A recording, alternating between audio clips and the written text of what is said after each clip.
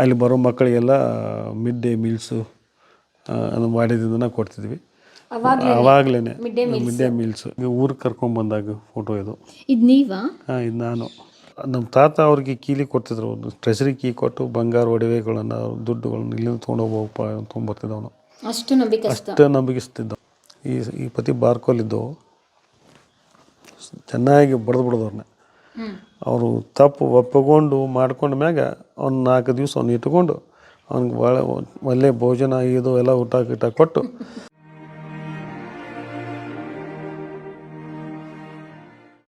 ನೋಡಿ, ಇದು girls school. 1912ರಲ್ಲಿ ಸ್ಥಾಪನೆ ಮಾಡಿದ್ದು ನಿಮ್ಮ ತಾತ.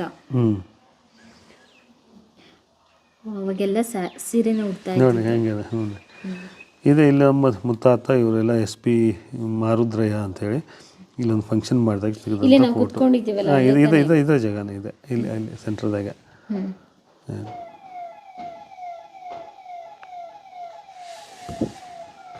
ಇದು ಗ್ರಾಮ ಪಂಚಾಯತಿ ಕಮಿಟಿ ಮೆಂಬರ್ಸ್, ಅವರು ಚೇರ್ಮನ್ರು. ಇಲ್ಲ ಸರ್, ಇದು ತೆಗ್ದಿರೋದು ಇಲ್ಲಿ ತೆಗೆದಿದ್ದು 1922ರಲ್ಲಿ. ಚಿಮ್ನಿ ಕೋಲಿ ಅಂತೇಳಿ ಇದ್ರಿಗಿದು. ಅವಾಗ ಏನು ಮಾಡ್ತಾರೆ, ಊರಾಗೆಲ್ಲ ಲ್ಯಾಂಪ್ ಸಿಸ್ಟಮ್ ಇದ್ದವಲ್ಲ ರೀ, ಲ್ಯಾಂಟ್ರನ್ ಹಚ್ಚೋದು, ಅವಕ್ಕೆಲ್ಲ ಇಲ್ಲಿ ಇಟ್ಕೊಂಡು ಇಲ್ಲಿಂದ ಹಚ್ಕೊಂಡು ಹೋಗಿ ಅಲ್ಲಿ ಹಚ್ತಿದ್ರು. ಅವನು ಇಲ್ಲಿ ಹಚ್ಕೊಂಡು ಹೋಗಿ ಅಲ್ಲಿ ಇಡೋದು ಸ್ಟ್ಯಾಂಡ್ದಾಗ. ಚಿಮ್ನಿ ಮನೆ ಅಂತೇಳಿ.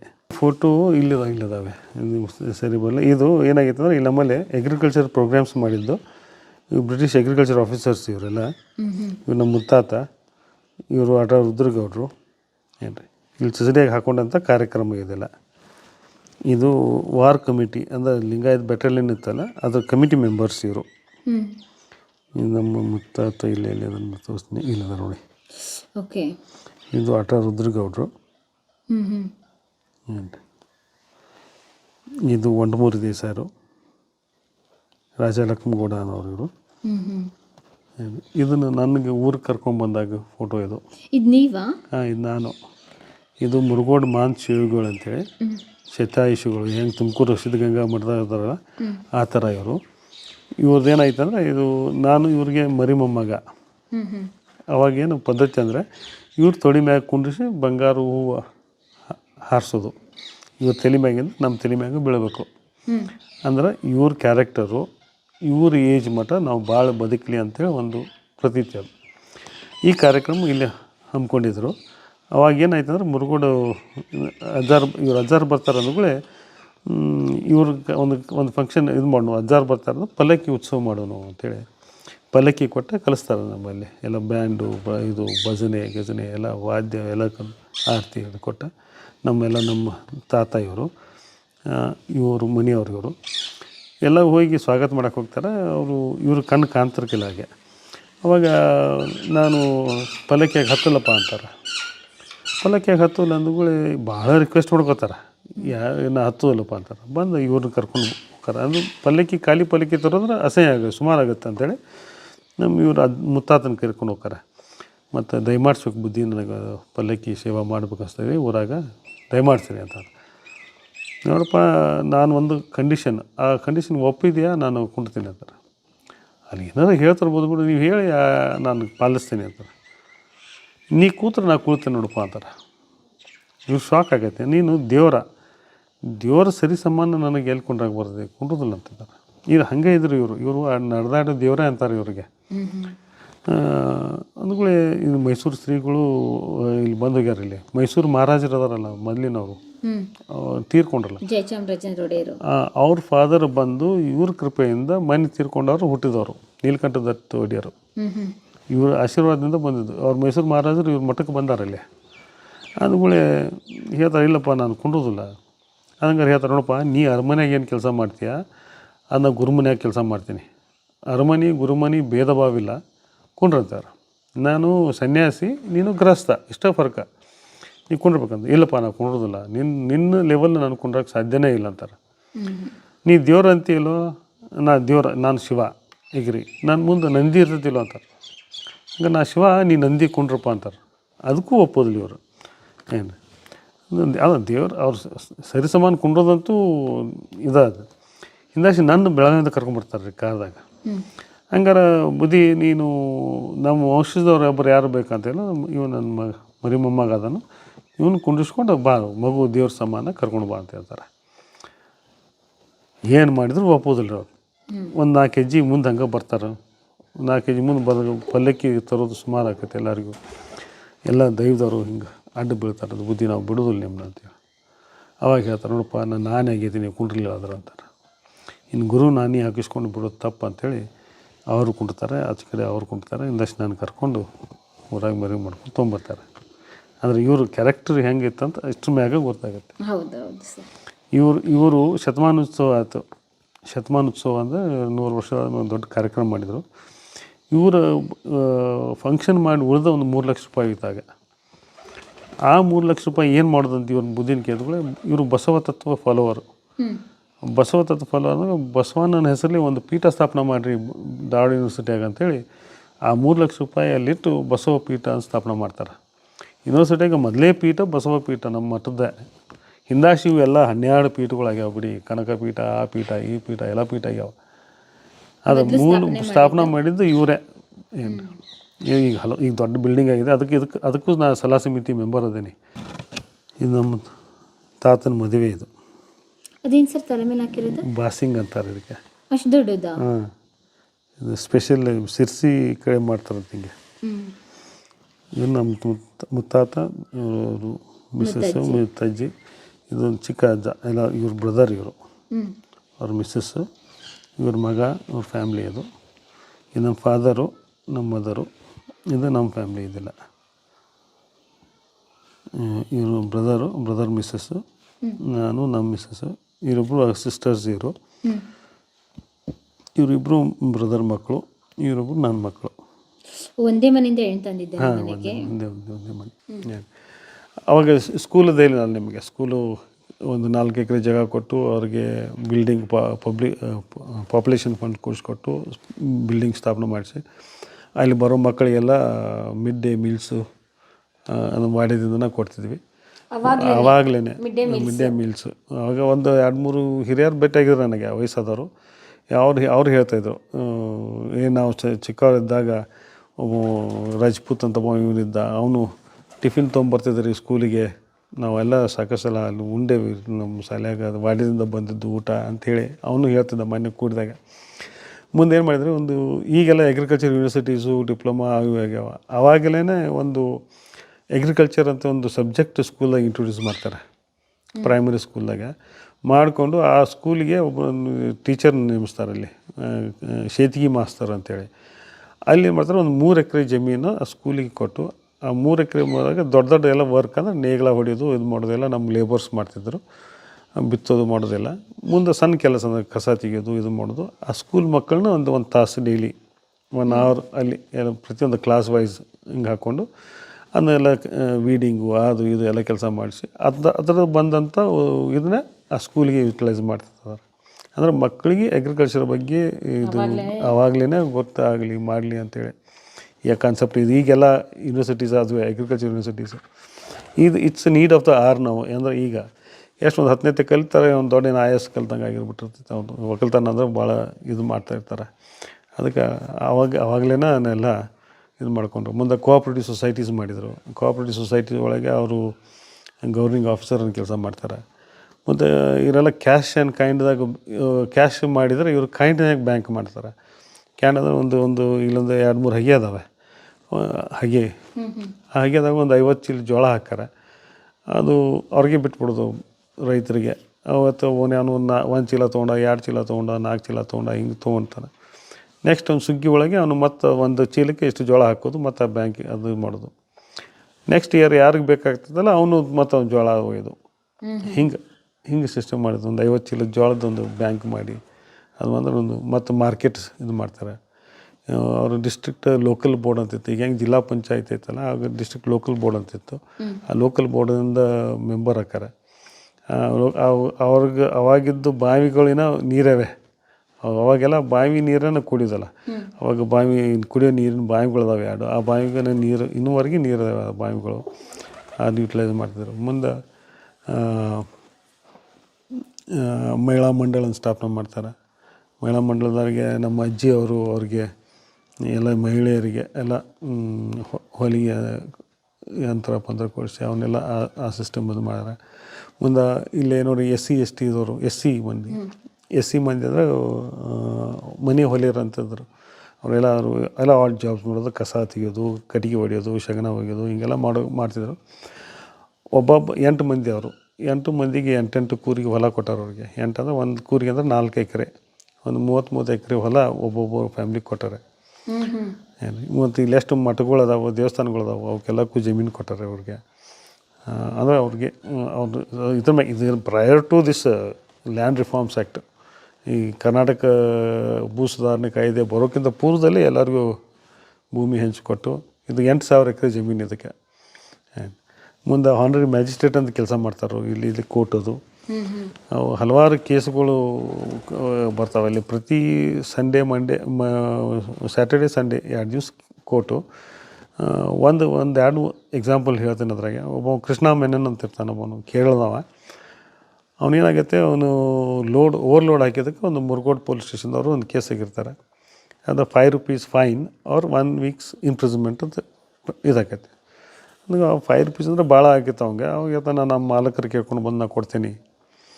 ಮಾಲಕರು ಕೇಳ್ಕೊಂಬಂದು ಮಾಲಕ ಇಲ್ಲ ನಿನಗೆ ಯಾರು ಓವರ್ಲೋಡ್ ಹಾಕಂದ್ರು, ನಾ ಕೊಡೋದಿಲ್ಲ, ನೀನು ಇಂಪ್ರಿಸನ್ಮೆಂಟ್ ಫೇಸ್ ಮಾಡುವಂತ ಹೇಳ್ತಾನೆ. ನೆಕ್ಸ್ಟ್ ಟೈಮ್ ಬಂದಾಗ ನನಗೆ ತುಂಬಕ್ಕಾಗೋದಿಲ್ಲ ರೀ, ನಾನು ಇಂಪ್ರಿಸನ್ಮೆಂಟ್ ಮಾಡ್ತೀನಿ ಅಂತ. ಅವಾಗ ಇವ್ರು ಹೇಳ್ತಾರೆ, ನೋಡಪ್ಪ ನೀನು ಪ್ರಾಮಾಣಿಕ ಅಂತೀಯ, ನೀನು ಹೋಗಿಬಿಡು ಅಂಥೇಳಿ ಅವ್ರು ₹5 ತಮ್ಮ ಜೇಬ್ನಲ್ಲಿ ತೆಗೆದು ಕಟ್ತಾರೆ, ಪೆನಲ್ಟಿ ಕಟ್ತಾರೆ.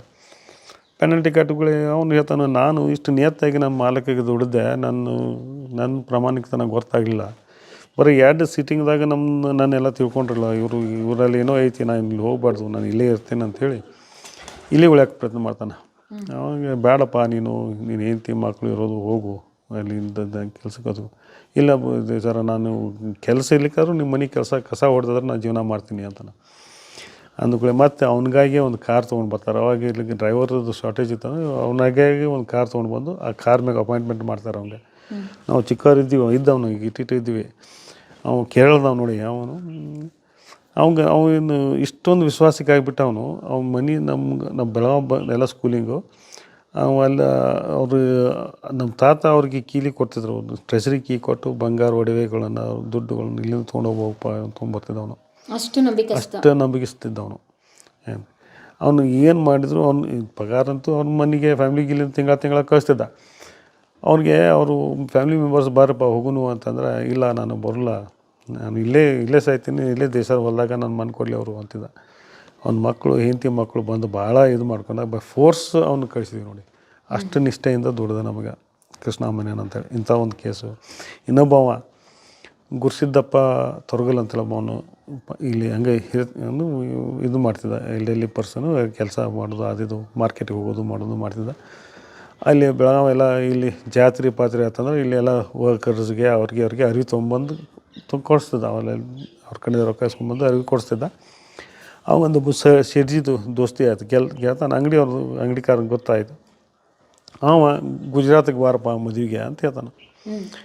ಇವನು ಹೋಗ್ತಾನೆ ಗುಜರಾತಿಗೆ ಹೋದಾಗ ಏನಾಕೈತೆ, ಒಂದು ಸಾಯಂಕಾಲ ಸೈಕಲ್ ತೊಗೊಂಡು ಒಂದು ರೌಂಡಿಗೆ ಊರಾಗ ಹೊಡಿಬೇಕಂತ ಹೋಗ್ತಾನೆ.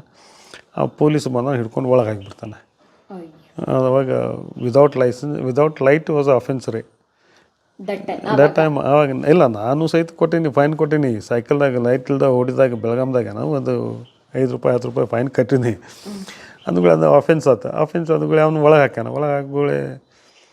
PSI ಬಂದು ಇನ್ಕ್ವೈರಿ ಮಾಡೋದ್ರಾಗ, ಯಾರಪ್ಪ ನೀನು ಹಿಂದಿ ಒಳಗೆ ಕೇಳ್ತಾನೆ. ಇವಾಗ ಹಿಂದಿ ಬರಲಿಲ್ಲ ನನಗೇನು, ಯಾವ ಭಾಷೆ, ಕನ್ನಡ ಬಿಟ್ಟು ಯಾವ ಭಾಷೆ ಬರಲಿ ಸರ್ ಅಂತ ಹೇಳ್ತಾನೆ. ಅಂದ್ರೆ ಯಾವ ಊರವ ನಿಂದು ಅಂತ. ನಾನು ಹಿಂಗೆ ಚಚಡಿ ಊರವನೇ ಅಂತ. ಚಚಡಿ ಊರವ ಅಂದ್ಗಳೇ ಅಜ್ಜಾರು ಹೆಂಗದಾರು ಅಂತ ಕೇಳ್ತಾನೆ. ಅವ್ರಿಗೆ ಅಜ್ಜಾರ ಅಂತಿದ್ರು. ಅಜ್ಜಾರು ಹೆಂಗದಾರು ಅಂತಂದ್ಗಳೇ, ಅಜ್ಜಾರು ತೀರ್ಕೊಂಡು ಒಂದು 2 ತಿಂಗಳು ಆಯ್ತು ರೀ ಅಂತಾನೆ. ಅಜ್ಜಾರು ತೀರ್ಕೊಂಡು 2 ತಿಂಗಳು ಆಯ್ತು. 1969 ರೌಂಡ್ ಅಬೌಟ್ ಇದ್ರಾಗ ಅಜ್ಜಾರು ತೀರ್ಕೊಂಡು 2 ತಿಂಗಳು ಆಯ್ತಂಗೆ ಅವ್ನು ಮೂರ್ಛೆ ಬಂದು ಹೋಗ್ಬಿಡ್ತಾನೆ ಅವ್ನು. PSI ಅಂದ್ಗಳು ಎಲ್ಲರಿಗೂ ಶಾಕ್ ಆಕೈತಿ, ನಿಮ್ಗೇನಾಯ್ತಪ್ಪ ಅಂತೇಳಿ. ಮತ್ತೆ ಅವ್ನು ಮನೆಗೆ ಕರ್ಕೊಂಡು ಹೋಗಿ ಅವಾಗ ಹೇಳ್ತಾನೆ, ನಾನು ಇದೆಲ್ಲ ಹಾಕ್ಕೊಂಡಿದ್ದು ಅಜ್ಜಾರು ಪುಣ್ಯದಿಂದ. ನಾನು ಲಾಸ್ಟ್ ಎಕ್ಸಾಮ್ ಇತ್ತು, ಫೀ ತುಂಬಕ್ಕೆ ದುಡ್ಡು ಇರಾಕಿಲ್ಲ, ಅವ್ರು ಕೊಟ್ಟರೆ ನಾವು ಪಾಸ್ ಆದೆ, ಇಲ್ಲಿ ಬಂದೆ ನಾನು ಅಂತೇಳಿ. ಮತ್ತು ಅವ್ನು 2 ತಿಂಗಳು ಅಲ್ಲಿ 2 ದಿವಸ ಇಟ್ಕೊಂಡು ಇಡೀ ಗುಜರಾತ್ ಎಲ್ಲ ಒಂದು ಜೀಪ್ ಕೊಟ್ಟು ತೋರಿಸಿ ಅವ್ನ ಹೆಂಡತಿ ಬಂದು ನಮ್ಮಲ್ಲಿ ಬಂಗ್ಲೆಗೆ ಬಂದು ಮಾತಾಡ್ಸಿ ಹೋಗ್ತಾರೆ. ಅಲ್ಲ ಇಂಥವು ಹಲವಾರು ಘಟನೆಗಳು ಅದು. ಏನು ಯಾರಿಗೆ ಏನು ಕೇಳ್ತಾರೆ ಒಟ್ಟು ಏನು ಇಲ್ಲ ಅನ್ನೋಂಗಿಲ್ಲ ಅವರು. ಹಂಗೆ ಆ ಸ್ಥಿತಿ ಒಳಗಿದ್ರು. ನಾವು ಚಿಕ್ಕವರಿದ್ದೀವಿ, ನೋಡ್ತಿದ್ವಿ ಅಲ್ಲಿ ನಮ್ಮ ಬಂಗ್ಲೆ ಇತ್ತು ಕ್ಯಾಂಪ್ದಾಗ. ಇಲ್ಲೆಲ್ಲ ಲವಣಿ ಅಂದರೆ ಇದನ್ನು ಕೊಡ್ತಿದ್ರು, ಏನು ಹೊಲಗಳು ಲವಣಿ ಕೊಡ್ತಿದ್ರು, ಅಂದರೆ ಲೀಸ್ ಮ್ಯಾಗ ಕೊಡ್ತಿದ್ರು. ಆ ಲೀಸ್ ಅಮೌಂಟ್ ಕೊಡೋಕೆ ಬರ್ತಿದ್ರು ಅವರು. ಬಂದ್ಗಳೇ ಅವ್ನು ಫಸ್ಟ್ ಬಂದವನ ಇಲ್ಲಿ ಬಂದಾಗ 10-11 ಗಂಟೆ ಆಗೋದು. ಅವ್ನು ಏನೂ ಕೇಳ್ತಿರ್ಕಿಲ್ಲ ಇವರು. ಅವಾಗ ಮತ್ತೆ ಅಲ್ಲಿ ಸರ್ವೆಂಟ್ಸ್ ಇರ್ತದೆ, ಅವ್ನು ಕರ್ಕೊಂಡು ಹೋಗಪ್ಪ ಒಳಗೆ, ಅವ್ನು ಚಹಾ ಮಾಡಿಸು ಕುಡಿಸು. ಚಹಾ ಆಯಿತು, ನಾಷ್ಟ ಆಯಿತು, ಊಟ ಆಯಿತು. ಇನ್ನು ಸಾಯಂಕಾಲ ಈ ಟೈಮ್ದಾಗ ಯಾಕೆ ಬಂದಿದ್ದಪ್ಪ? ಇಲ್ರಿ ಬುದ್ಧಿ, ನನಗೆ ಲವಣಿ ಕೊಡೋಕೆ ಬಂದೀನಿ. ಮಳೆ ಹೆಂಗಾಯ್ತು? ಮಳೆ ಅಷ್ಟಕ್ಕಷ್ಟ ಆಗೈತೆ ರೀ. ಚಲೋ ಆದರೂ ಹಂಗೆ ಹೇಳವ ನಾನು, ಅಷ್ಟಕ್ಕಷ್ಟ ಆಗೈತೆ ರೀ. ಒಂದು ₹1000 ಲವಣಿ ಅಮೌಂಟ್ ಕೊಡೋದಿತ್ತಂದ್ರೆ ₹500 ಕೊಡವ. ₹500 ಕೊಟ್ಟುಗಳೇ ಆಯಿತು, ಹೋಗಪ್ಪ ನೀನು ಇರು. ಅವು ಮತ್ತೊಬ್ಬ ಹೇಳೋರು, ಆ ನಾಟಕ ಕಂಪ್ನಿ ಬಂದೈತಿ, ಕಣ್ಣು ಕಾಣ್ತಿರ್ಕಿಲ್ಲ ಇವ್ರಿಗೆ, ಬರೀ ಮಂದಿ ಕೇಳಿದಷ್ಟೇ. ಆ ನಾಟಕ ಕಂಪ್ನಿ ಬಂದೈತಿ, ಅಲ್ಲಿ ಕರ್ಕೊಂಡು ತೋರಿಸ್ಪ ಅಂತೇಳಿ ಅವ್ನು ₹500ದಾಗ ಅವ್ನು ₹100 ಕೊಟ್ಟೆ ಬಿಡ್ದವಂಗೆ. ಆ ₹100ದಾಗ ಅವ್ನು ಕರ್ಕೊಂಡು ಹೋದ. ಅವ್ನಿಗೆ ಏನು ಬೇಕಾದೆಲ್ಲ ಮಾಡಿಸ್ಬೇಕ್ರಿ. ಅವ್ನು ನಾಷ್ಟ, ಊಟ, ಟಿಫಿನ್, ಅರಿವಿ ಅವ್ರು ಮಾಡಿ ಹೊಳ್ಳಿ ಏನು ರೊಕ್ಕ ಉಳಿದು ಕೊಡೋಕೆ ಬಂದ್ರೆ ಇವ್ನು ಬೇಯಿಸ್ಕೊಳವ. ಏನು ಅವ್ನು ₹100 ಅವ್ನಿಗೆ ಅವನ್ನೆಲ್ಲ ಅವನಿಗೆ ಖರ್ಚು ಮಾಡಿ ಮರುದಿವ್ಸ ಬೆಳಗ್ಗೆ ಮುಂಜಾನೆ ಹೋಗೋ ಮುಂದೆ ನಾಷ್ಟ ಮಾಡು, ಊಟ ಮಾಡಿ ಹೋಗಪ್ಪ ಅಂತ ಊಟ ಮಾಡಿ. ಹಂಗೆ ಅಲ್ಲಿ ಇಷ್ಟು ಗೇಟ್ ಇತ್ತು ನಮ್ಮದು, ಕಂಪೌಂಡ್ ಗೇಟು. ಹಂಗೆ ಹೋಗೋರಾಗ ಬಾಯ್ಲಿ ಹೋದ್ಗಳೇ ಮನ್ಯಾಗ ಹಂಗೆ ಅದು ಮಕ್ಕಳು ಇರ್ತಾವೆ, ಹೆಂಡ್ತಿ ಮಕ್ಕಳು ಬರ್ತಾರೆ, ಏನು ತಂದಾನ ಕೇಳ್ತಾರೋ, ತಗೋ ಒಂದು ₹10 ಕೊಡ್ದಂಗೆ. ಮತ್ತು ಮುಂದೆ ಬಾಯ್ಲಿ ರೊಕ್ಕ ಬಸ್ ಚಾರ್ಜ್ ತೊಗೊಂಡಿಲ್ಲಲ್ಲೋ ಅಂತ ಮತ್ತೊಂದು ₹10 ಕೊಡೋದು. ಅವಾಗ ಎಷ್ಟು ಬಸ್ ಚಾರ್ಜ್? 8 ₹1 ಇತ್ತಾಗ ಮತ್ತು ₹10 ಕೊಡೋದು. ಅವು ಏನು ತಂದಿರ್ತಾನಲ್ಲ ಅದು ಅರ್ಧ ಅಮೌಂಟ್ ಅವಂಗೆ ಖರ್ಚು ಮಾಡ್ತಿದ್ರಿ. ಹಿಂಗೆ ಇಂಥ ಹಲವಾರು ಘಟನೆಗಳಾಗ್ಯಾವ ಅವ್ರ ಜೀವನದಾಗ. ಮತ್ತು ಈ ಕೋರ್ಟ್ ಕೇಸ್ಗಳು ಹೆಂಗೆ ಮಾಡ್ತಿದ್ರು ಅಂದರೆ, ತಪ್ಪು ಮಾಡಿದವ್ರನ್ನ ಹಿಂದೆ ಒಂದು ಸಣ್ಣ ಸೆಲ್ ಇತ್ತು. ನಮ್ಮ ಕಮ್ಮತ್ಗೆರಿಂದ ಹೊಲ ಕೆಲಸ ಮಾಡೋ ಲೇಬರ್ಸ್ ಇದ್ದರು. ಈ ಪತಿ ಬಾರ್ಕೋಲಿದ್ದವು, ಚೆನ್ನಾಗಿ ಬಡ್ದವ್ರನ್ನ.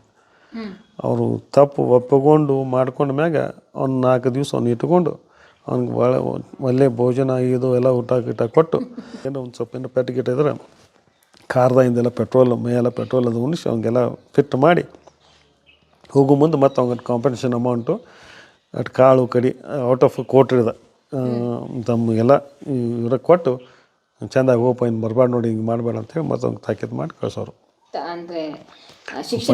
ಮುದ್ದು ಮಾಡಿ ಪನಿಷ್ಮೆಂಟ್ ಮಾಡಿ ಅವ್ರಿಗೆ ಮುದ್ದು ಮಾಡಿ ಅವ್ನಿಗೆ ಇದು ಮಾಡಿ ಕೊಡೋರು.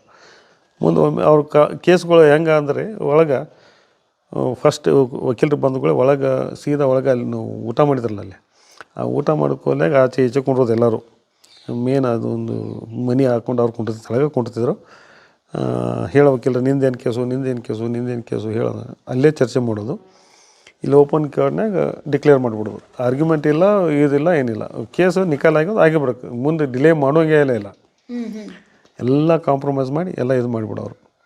ಇವ್ರ ಕೈಯಾಗ ಎಂತೆಂಥವ್ರು ಅಂದರೆ, ಈ ಶಿವಾನಂದ ಕೌಸಲ್ಗಿ ಈಗ ಮಿನಿಸ್ಟರ್ ಇದ್ರಲ್ಲ, ಶಿವಾನಂದ ಕೌಸಲ್ಗಿ ಅವ್ರ ಫಾದರು ಇವ್ರ ಕೈಯಾಗ ಪ್ರಾಕ್ಟೀಸ್ ಮಾಡ್ಯಾರ. ಇಲ್ಲಿದ ಪ್ರಾಕ್ಟೀಸ್ ಮಾಡ್ಯಾರ. ರೆವಿನ್ಯೂ ಮಿನಿಸ್ಟರ್ ಆದ್ರಲ್ಲ ಅವರು, ಇಲ್ಲೇ ಮಾಡಿದವರು. ಏನು ಎಲ್ಲ ಇಲ್ಲಿ ಪ್ರಾಕ್ಟೀಸ್ ಮಾಡಿ ಹೋಗ್ಯಾರ. ಏನ್ರಿ ಮುಂದೆ ಅವ್ರಿಗೆ ಮತ್ತು ಕೋರ್ಟ್ ಅದು ಆರೋಪಿಗಳಿಗೂ ಊಟ ನಾಷ್ಟ ಇಲ್ಲೇ, ವಕೀಲರಿಗೂ ಇಲ್ಲೇ. ಏನ್ರಿ ಎಲ್ಲ ಇಲ್ಲೇ ಮುಗಿಸ್ಕೊಂಡು ಹೋಗಿಬಿಡೋದು. ಸಾಯಂಕಾಲ ಕೇಸ್ ಮುಗಿಸ್ಕೊಂಡು. ಎಷ್ಟು ಜನ ಅಡುಗೆ ಭಟ್ರಿದ್ರು ಹಾಗಾದ್ರೆ? ಸುಮಾರು ಜನ ಇದ್ದರು ರೀ, ಒಂದು 3-4 ಜನ ಇದ್ದರು. ಏನ್ರಿ ಅದು ಫುಲ್ ಇದು ಮಾಡ್ತಾಯಿದ್ರು ಹಂಗೆ. ಏನ್ರಿ ಇತ್ತಿತ್ತಲ ಈಗ ನೋಡಿ, ಈಗ ನಮ್ಮಲ್ಲಿ ಹಬ್ಬ ಅದು ಬಂತಾರೆ, ಒಂದು ಏನಿಲ್ಲ ಅಂದರೂ ತಿಂಗಳಾಗಲಿ 1.5 ತಿಂಗಳು ಯಾವುದೋ ಒಂದು ಹಬ್ಬ ಬಂತಾರೆ 50-60 ಮಂದಿ ಜನ ಊಟಕ್ಕೆ ಕಂಪಲ್ಸರಿ ಇರ್ತಾರೆ. ಕಂಪಲ್ಸರಿ. ಮತ್ತು ಹಂಗೆ ದೊಡ್ಡ ಹಬ್ಬ ಬಂತಂದ್ರೆ ಗಣಪತಿ ಮತ್ತು ಮಹಾನವಮಿ ಬಂತಂದ್ರೆ ಒಂದು 100-200. ಗೌರಿ ಹುಣ್ಣಿಮೆ ಒಂದು ದೊಡ್ಡ ಹಬ್ಬ ನಮ್ಮದು. ಗೌರಿ ಹುಣ್ಣಿಮೆ ಅಂದರೆ ಹಿರಿಯರ ಪೂಜೆ ಮಾಡ್ತೀವಿ. ಆ ಹಿರಿಯರ ಪೂಜೆ ಒಂದು 100-200 ಮಂದಿ ಜನ ಊಟ ಮಾಡ್ತಾರೆ. ನಮ್ಮ ನೆಂಟ್ರೇನಿಲ್ಲ, ಊರನವರು ಮೊದಲೆಲ್ಲ ಸೇರ್ಕೋತಿದ್ರು. ಈಗ ಅವ್ರವ್ರ ಮನೆಯೊಳಗೆ ಅವ್ರು ಎಲ್ಲರಲ್ಲಿ ಈಗ ಬ್ರಾಹ್ಮಿನ್ಸ್ ಹೆಂಗೆ ಮಾಡ್ತಾರೆ, ಶ್ರಾದ್ದ ಅಂತ ಮಾಡ್ತಾರಲ್ಲ, ಹಂಗೆ ಗೌರಿ ಹುಣ್ಣಿಮೆ ದಿವಸ ನಾವು ಎಲ್ಲ ಹಿರಿಯರಿಗೆ ಒಂದು ದಿವಸ ಪೂಜೆ ಮಾಡ್ತೀವಿ, ಪುಣ್ಯತಿಥಿ ಮಾಡ್ತೀವಿ. ಕಾಮನ್ ಆಗಿ ಮಾಡಿಬಿಡ್ತೀವಿ ಎಲ್ಲರಿಗೂ. ಅದು ಸಪ್ರೇಟಾಗಿ ಏನೋ ಮಾಡಲ್ಲ, ಕಾಮನಾಗಿ ಮಾಡ್ತೀವಿ. ಆವಾಗ ಎಲ್ಲರನ್ನೂ ಕರೆಸಿ ಇದು ಮಾಡ್ತೀವಿ. ಮುಂದೆ ಯಾರು ಏನು ಬೇಡ್ತಾರೆ ನೋಡ್ರಿ ಅವ್ರಿಗೆ ಇಲ್ಲ ಅನ್ನೋಕ್ಕಿಲ್ಲ ಅವರು. ಕೊಡುಗೆ ದಾನಿ. ಒಟ್ಟು ಏನು ಇವತ್ತು ಎಜುಕೇಷನ್ ಅಂತಂದ್ರೆ ಮುಗೀತು. ಫಸ್ಟ್ ಅವ್ನು ಏನು ಈ ವಿಚಾರ ಹಿಂದೆ ಇಲ್ಲ, ಏನೂ ಇಲ್ಲ. ಏನಿದ್ದು ಯಾರು ಕಣ್ಣು ಕಾಣ್ತಿರ್ಕಿಲ್ಲ. ಇತ್ತಿತ್ತಲಾಗ ಅವ್ರಿಗೆ ಏನಾಗ್ತದೆ, ಕಣ್ಣು ಕಾಣ್ತಿರ್ಕಿಲ್ಲ. ಅವ್ರಿಗೆ ಎಷ್ಟು ಸಿಕ್ಕಿದ್ದು ಅಷ್ಟು. ಸಾಲಿ ಹೊಕ್ಕೆಯಾ, ಹ್ಞೂ ತಗೋಪ್ಪ. ಅದಕ್ಕೆ ಸರ್ ಅವರು ನಮ್ಮ ಮಹಾರಾಜರು ಅಂತ. ಏನು ಹಿಂಗಾಗಿ ಒಂದಂತ ಮಾಡಿದ್ರು ಅವರು. ಅವ್ರು ನಮ್ಮ ಇದ್ರಾಗ ಅಂದ್ರೆ ಮೂಲ ಪುರುಷ ವೀರಪ್ಪ ನಾಯ್ಕ, ಎರಡನೇದವ ಹುಚ್ಚ ಸಿದ್ದಪ್ಪ ದೇಸಾಯಿ, ಮೂರನೇದವರು ಗುಣಪ್ಪ ದೇಸಾಯಿ ಅನ್ನೋರು, ವೀರಭದ್ರಪ್ಪ ದೇಸಾಯಿ ಅನ್ನೋರು ಒಂದು ಇತಿಹಾಸದಾಗ ಒಂದು ಭಾಳ ಪ್ರತ್ಯೇಕವಾದಂಥ ಇದು. ಮನೆ ನೋಡೋಣ ಬನ್ನಿ. ಪ್ರಿಯ ವೀಕ್ಷಕರೇ, ನಮ್ಮ ಕರುನಾಡಿನ ಸಾಹಿತ್ಯ, ಸಂಸ್ಕೃತಿ, ವಿಶೇಷ ವ್ಯಕ್ತಿಗಳ ಸಂದರ್ಶನವನ್ನು ತಪ್ಪದೇ ವೀಕ್ಷಿಸಿ. ನಮ್ಮ ಚಾನಲ್ ಅನ್ನು ಸಬ್ಸ್ಕ್ರೈಬ್ ಮಾಡಿ, ಬೆಲ್ ಐಕನ್ನ ಕ್ಲಿಕ್ ಮಾಡಿ, ನಿಮ್ಮ ಅಭಿಪ್ರಾಯವನ್ನು ತಪ್ಪದೇ ತಿಳಿಸಿ. ಡಿಜಿಟಲ್ ಮಾಧ್ಯಮ ಎಲ್ಲಾ ಸಾಮಾಜಿಕ ಜಾಲತಾಣದಲ್ಲೂ ಲಭ್ಯವಿದೆ. ಸ್ವತಂತ್ರ ಪತ್ರಿಕೋದ್ಯಮವನ್ನು ಬೆಂಬಲಿಸಿ. ಧನ್ಯವಾದಗಳು.